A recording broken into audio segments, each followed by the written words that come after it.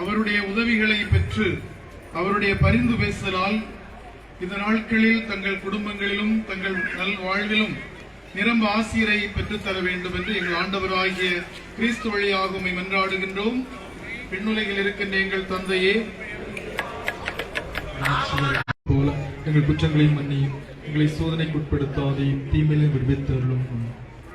மரியே வாழ்க, ஆண்டவர் உடனே பெண்களுக்குள் ஆசீர்வதிக்கப்பட்டவர் நீரே. உடைய திருவயிற்றின் கன்னியாகிய இயேசு ஆசி பெற்றவரே. மரியே இறைவன் தாயே, பாவிகளாக இருக்கிற எங்களுக்காக இப்பொழுதும் எங்கள் வேண்டிக் கொள்ளும். ஆமென். தந்தைக்கும் மகனுக்கும் தூய ஆவியாருக்கும் மேன்மை உண்டாவதாக.